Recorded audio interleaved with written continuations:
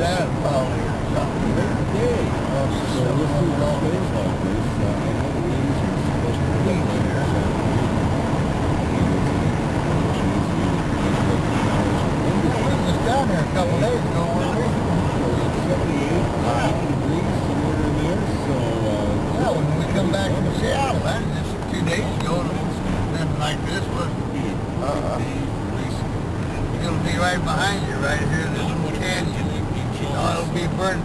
Oh, this stuff will be burned out of here by it. Trying to come this way, but it's coming against the wind now. Look all the telephone poles here now. well, I'll put down Jim Reeves. That's our first person. Okay? Yes, thank you. Thank you very much. Newsreels here. Roll by Man, 10. And who else? big time deal. Oh, that's the phone company trying to get the phones back in order. You really do a good job on the show. You put a lot of work into it for everybody. Everybody enjoys it. And I would love to hear from Waylon Jennings. Oh, Waylon. Yeah, I've always been crazy. Okay. I was going to ask you, is there a special song? The Bob Roses sort of thing. Anything by Waylon that I really like. Racing in a little over 1 hour from now, Heat 1A will be underway. It's a lot different than what we've had. It took me a while to figure that out. It's not that much different. Where we used to have 400, we now have 40. And so you can kind of take everything that happened before and divide it by 1/10. So the points that used to go 400, 300, 225, 169 are now 1/10 of that, and then you have to round some off. And that's where the numbers get kind of funny looking at those 40, 30, 23, 17, and so on. 13, 10, 7, 4, 7, 5, 4, 3, 2. Did they always have a 10th and 11th?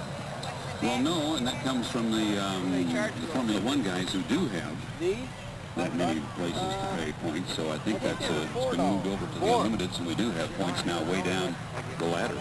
Yeah, because used to be I had up to 6th place. Now 6th place is 10 points. They've got a list there of 7 points, 8, 5, 9, 4, 10, 3, and 11, and up 2. One of the things that Gary Garbrecht noticed when he looked at the way things were done was that we had an extra decimal out there. That extra 0 wasn't accomplishing much, so it went away, and now we can talk about somebody being ahead or behind by 10 points rather than 100. And I think it'll translate a little better for those who are used to car racing. But they could stir up a little bit this afternoon, especially if, as Roger says, a little system comes in with some rain late in the day. So it's going to be a story all day, keeping an eye on the sky for the weather. I'm down in the U-20 camp. You might be able to get word on the status of our 13th boat. Dick Lynch is talking to some fans outside. Dick, what's going on with our 13th boat here? Is it in the show? No. We heard the rumor that Jerry Howell might be driving. That's not going to happen. He would, but we've been told we can't run the boat. That's final as far as you know, huh? Unless they change their mind. Well, that answers that question, guys. It's 12 boats. So we don't have to worry about the trailer load, as they said, and or the 7th boat and in which heat, because in heat 1A at 11 o'clock, again, the universe and make their way back upriver on the Benton Franklin, the Benton of the Columbia River today. See, that was my problem with water skiing. I could never find a boat strong enough to pull me out of the water. I was just thinking if they had you and I and a few others, it would take one of the hydroplanes to get us up out of that water. Of course, if you're a good skier, it makes it a little bit easier, but that's tough to get out of the water on a slalom ski, especially with 4 of them behind that boat right now as they make their way past some of the VIP seating areas over on the Benton County side up towards the special viewing area from Franklin PUD.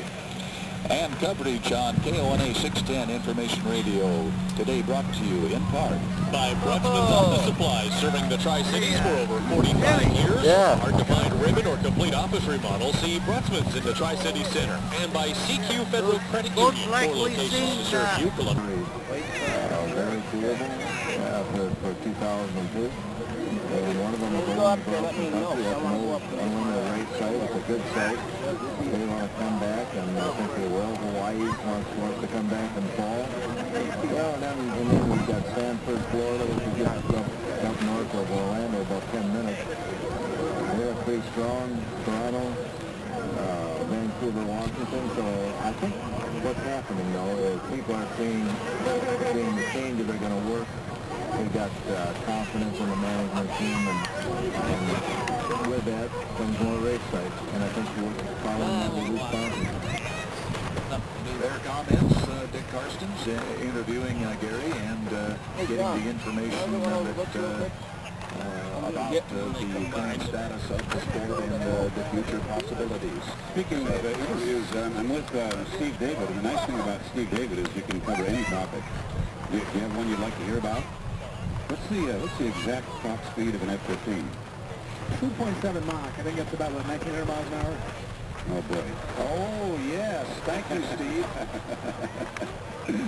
Okay. I told you, the guy knows everything. Isn't it amazing?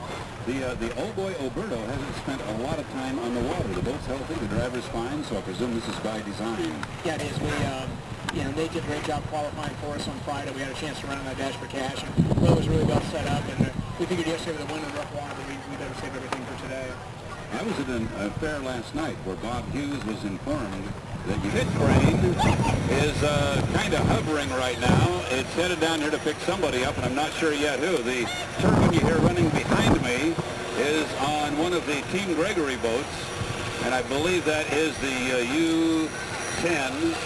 The cowlings are off, which makes it tough. The way we usually tell them apart is that the U-10 has the big blue cowling. The U-15 has last year's U-10 cowling, which is more yellow. Down by you, Brad, we have a green boat going in the water. You have a green boat, and it's the green boat of Greg Hopp that will go into the water first. That is the Zenetics, and Zenetics 2 will go in after that, obviously. But, yeah, both green boats in this one. Greg Hopp sitting in lane 2, Terry Troxel in lane 3. At least I'm doing that from memory. I think I got that right. Brad, we talked about, and you're seeing right now an example of what I'm going to say, but when we heard that both the green boats were in the same heat, you think about how it affects them on the water, the fact they have to race each other, and that's certainly a factor, but it's so much easier for the crew and the crane operator if they're not in the same heat. They got to put that one in, go back and pick up the other one, put it in, and shuffle the slings and cranes to get them both in and out of the water. Hey, you want to guess which boat's trying to trailer fire? I can hear that even without the mic. First of all, you know what pit area I'm in. Right. Seems to me there's some Allison power here. Did you hear the drivers meeting last night where Bill Walk said he had a problem in Madison with the two green boats not being able to differentiate one from another on the water, and he said, I know I got to get one of them inside of me and one of them outside of me, and he said he was asking if they could put some distinctive marking on those boats so he knows who is who. And that's a good point. Yeah, it was a good point. It was a very good point, and the response was from the Zenetics racing team that there is some black piping on the fairing of the Zenetics. Well, I've been looking at that black piping, and it's about 2 inches wide. Yeah, I'm sure you can spot that at about 195 in rough water. So we came up with the solution last night. You paint one of them green with black, and you paint the other one black with green. That was the best we could come up with. Yeah, I'd go back to last year's orange duct tape on the cowling, but that didn't seem to solve much either. It didn't solve a thing for me, being red-green colorblind. And Dave was making a good point. Not about racing. Obviously, you try to beat them both. That's a no. Things are changing quickly here in the pit area. John Muscatel coming through our turn in the Silver Dollar Casino. And the exit pin looks awful smooth coming up the back stretch.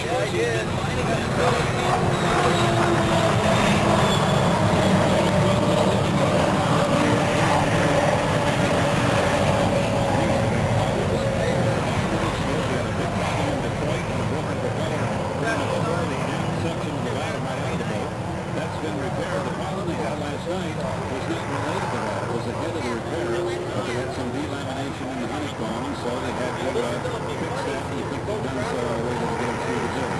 We shall see a lot of boats on the water now as one of these events.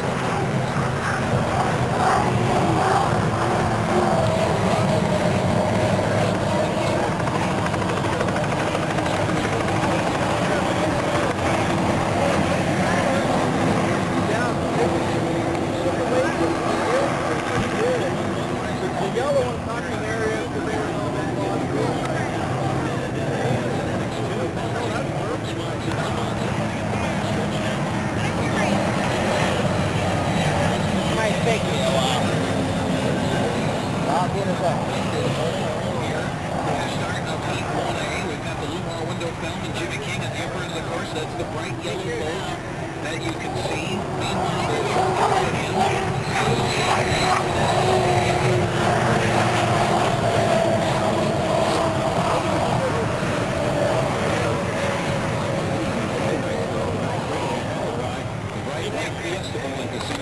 Who will be one of the contenders here. Keep an eye on the whiteboard. Less than 2 minutes away.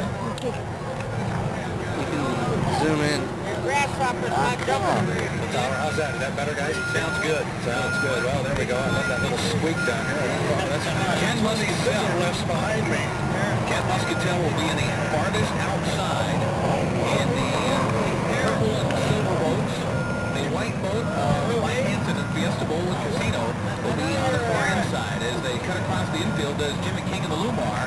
We are a minute away in 5, 4, 3, 2, 1. 1 minute from the start of Heat 1A. Okay, they just went through my corner. The two Zenitics boats are a little bit early. They're almost halfway into the last stretch. Now, McDonald, we got the other 3 boats. Michael, what do you see? Well, Muscatell is being followed right now by Jimmy King.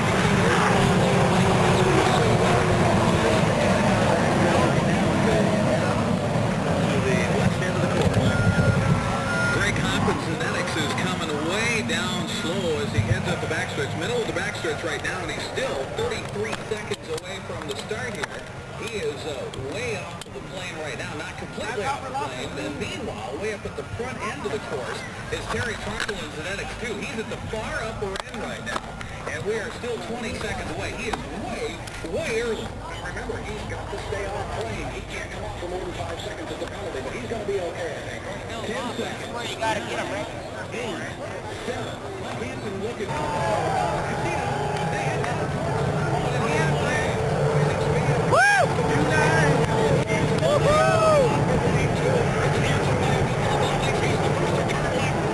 Oh, yeah, baby. Woohoo! Trying to hold it tight around the corner, and then Zenetics is coming up. That would be Zenetics. In second place.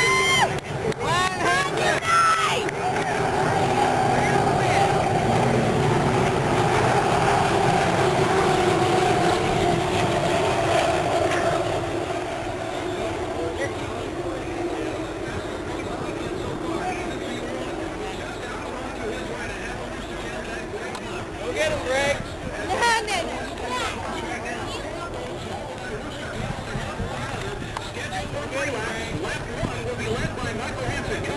Come on, Ham. That what? Is that the U9? White boat?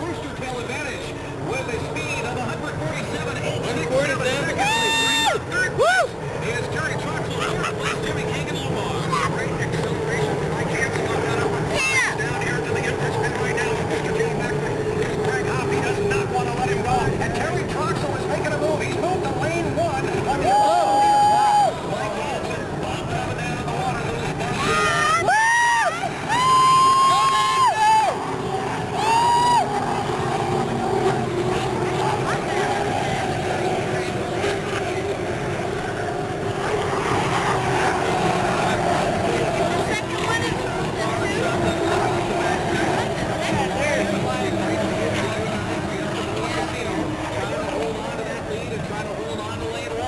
He comes around the west turn, off of the exit buoy. Great job again negotiating. Of course, by Mike Hansen and the U9 Fiesta Bowl Casino. He's got a rooster tail advantage. A great job for the Zenetics. Lap 2, Mike Hansen.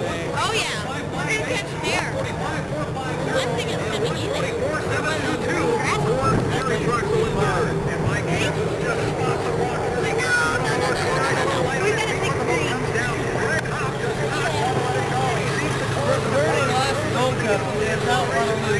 I know it. forcing through the exit pit right now. Yeah, that's true. That's extremely smooth in the Woo!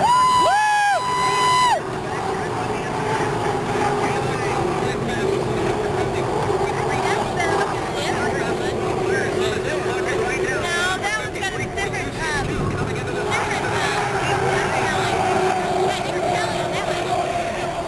yeah. Big Daddy. Here is this in the end.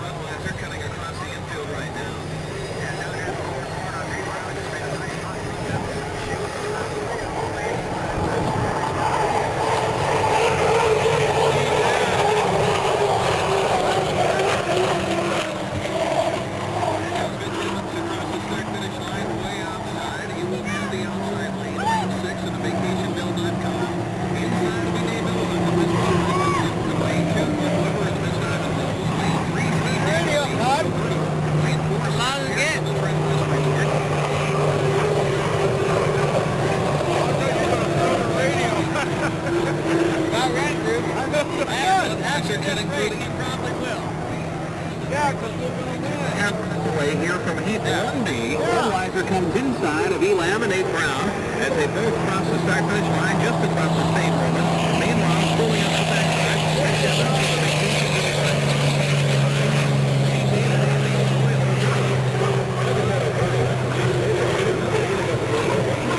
I'll tell you what, Randall's going to go right at this point. The Elam Plus is pretty loose in this water condition, and he just came out and shooting hard again.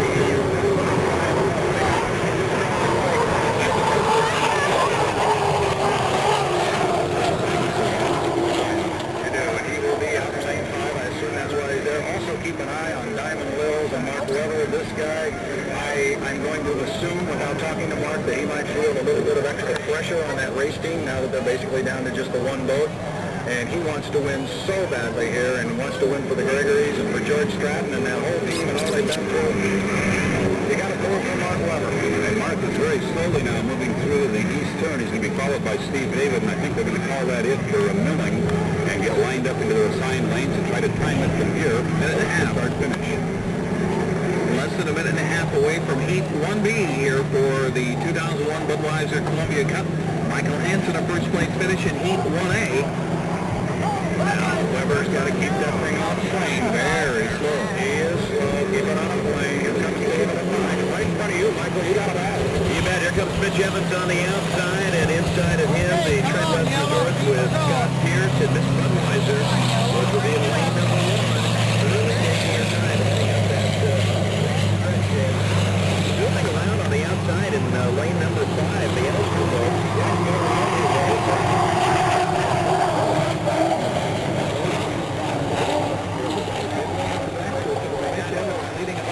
To the far outside lane with 36 seconds left before the start. Eric, something to watch on this. Budweiser and Bill Rock, with the flow restriction, he likes to get a good run at the line. He doesn't have a lot of acceleration, but once he gets it up to speed, he can fly. So see what kind of speed he comes off that corner with. They're at 20 seconds. As they come to the upper end of the course, they're coming around the west turn right now. Budweiser there you go. Mark Weber to his Crank right. it up, baby. Diamond Wills, Steve David in lane 3, and O'Doyle Doodle, Scott Pierce in lane 4. As they come down 5, 4, 3, 2, 1. We got a good start. Budweiser inside. Woo! And then here comes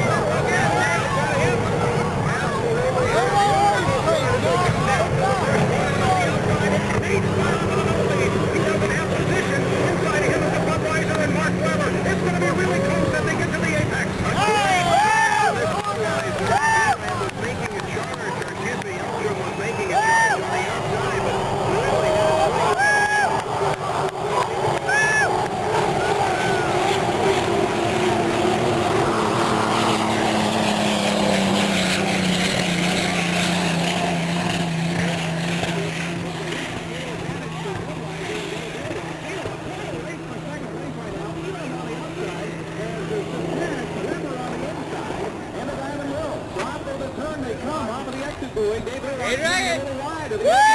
as he comes on down, meanwhile, Weber, I think, is going to dip inside as Bill crosses the line in battle for second right now, 148.85. Second place is Elam. Third place on the inside, Mark Weber and Diamond Wells. And Mark Weber did move to the inside when they came off the open corner to get the red rocket. He's moving around the contact road. Now, and he gets the entrance boy. Behind him is Nate Brown, and they get to the apex of Mike McDonald. And as Budweiser looking away, coming around the corner number 2, hitting the exit, and bouncing a little bit on the spot.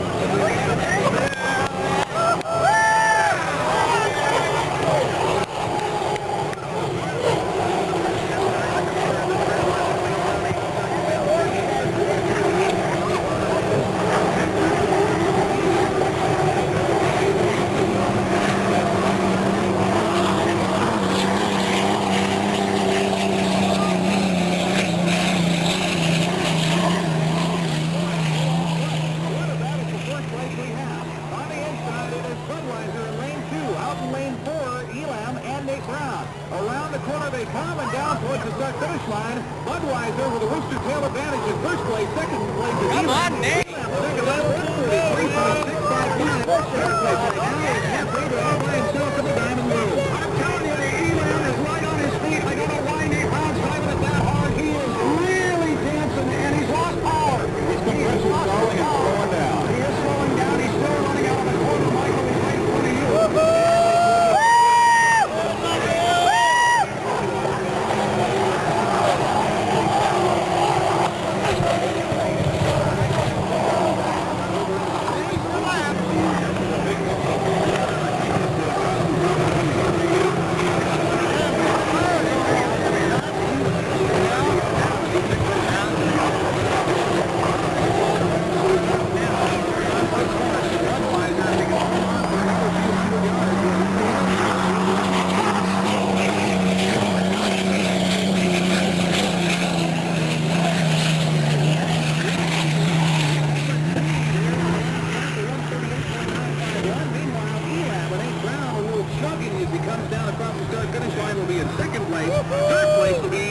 clever in the Miss Diamond Lils.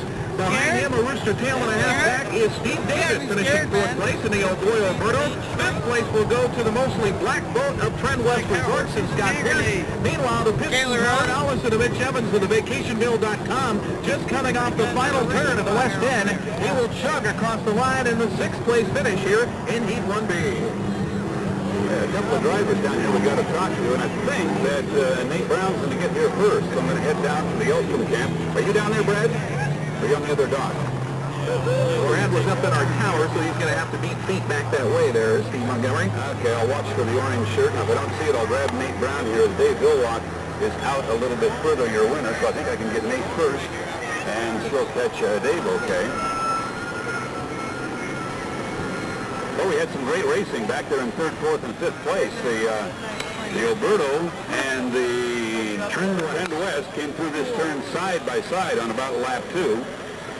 Steve David got into a Rooster Tail in the first turn and slowed down dramatically, so he wasn't a factor after that. But he was able to get back up there and race for third place at least. Hey, Steve. Yeah. Am I the only? The torque problems, I just had to lift because I was going to go into his tail. First heat of competition for this boat. What do you think? Not bad for the first time out, eh, bud? Good job, Nate. Thank you. Not bad, I guess, when you can run right up on the hip of Miss Budweiser, you're defending national champion, and sure enough, Villock hops off of his boat. I got to get him for TV, so I'll hustle down there and do both at the other end of the dock. Brad, Mark Webber's right here, who had a pretty good race, actually, with Nate Brown. Just a few moments. Mark is being debriefed by his owner and crew chief, so we'll give him a moment there. Well, you do this, bud, it's for you, baby. Hey, hey, hey. Right down. See? Down here, so we can get a little bit pretty? on the radio. Are we next? Okay. You got a hat. Be careful, it might not be dry yet. Let it dry for a while. Got one more to go. David, don't run out. Haven't seen a lot of big smiles down in the Budweiser camp this weekend, but I think we can smile now, huh? We'll just do the best we can. Obviously, we got a good lane position there, and I got to the starting line first, and that was really it. But we'll just do the best we can with what we got. They're running by themselves. Yeah, to number 11, Michael Seabold, while number 34, Tom Bud, was trying to set up passing number 5, Jason Campbell. Well, he had to slow down a little bit as he makes the decision. You have to take that point of absolute concentration off, and that gave number 11, Michael Seabold, the opportunity to close the gap just a little bit. He is definitely closer as they come through here. He's back just about a Rooster Tail, and these aren't very long Rooster Tails, so he's up there pretty close. But 1 and 2 are beginning to move away from Terry Rinker, as Rinker is fallen quite off the path. That's the bright yellow boat trimmed in red, number 10. But number 34, Tom Boat, is going to have a proud Papa and Fred boat right there on the beach. And it was just a little over a year ago, last November, that he lost his crew chief of many years, who was his uncle, Uncle Larry Bowden. And of course, we now have a race-by-race memorial award for the best crews on the circuit, and voted on by the other crew members and crew chiefs, called the Larry Bowden Memorial Award. Keep an eye now on Max Toller. I don't think his lead is as big as it was last time by here, Walt. Well, they're able to get it off. They got the 10 laps in. They come across the finish line. And number 34, Bowden, was able to hold on to it. Number 11, Michael Seabold in the Australian Gold, Maui Jim sunglasses, unable to close the gap. And Rinker finished up where he did. So not a lot of changes, but it was great to see how hard that Michael Seabold was going to push Bowden, but believe me, he'd like to push right past him. They won't. They changed the start from yesterday. I was sitting here going, where did they go? They headed up the river to the west instead of going across the race course. Well, they just, we changed a few things in Drivers Meeting in the morning. Again, trying to present to everyone the very best that we could present to them here at the Robert Young Apartments and Suites Grand Prix for Formula One, as the Laughlin Formula One Prop Tour presented by Bud Light makes its first stop here. Now they'll be lining up, turning around. They'll come in and they will get lined up in reverse order. So that means number 34, Todd Bowden, has to go all the way to the back of the pack. And right beside him will be number 11, Michael Seabold, and right beside him will be Terry Rinker. So from the front of the lead pack to the back of the backpack is now they'll have to start from all the way down. That can make a difference. It did yesterday for Todd Bowden. Well, talk about making a difference, Walt. As you know, we're doing that now in the Unlimiteds, and one of the things you win your first time out with a victory is a lousy starting spot in the next heat of racing, but it makes for some great racing. and it's carried over from the Formula Ones down into the Unlimiteds, which will be out again here for heats 2A and 2B, and we will see some of that. And I'm watching for Senior Curie, who went into the pit area, onto the trailer, and if he makes an appearance here, I'll let you know, Walt.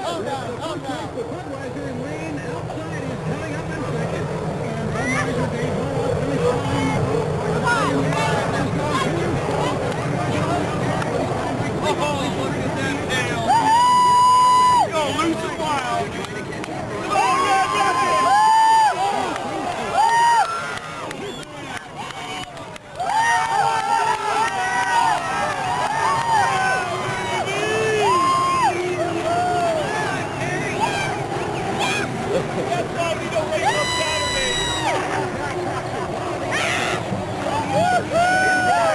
Meanwhile, in third place, Jimmy King, a Rooster Tail back is in third. They'll be battling for third place along with Greg. Come on, Terry! Come on!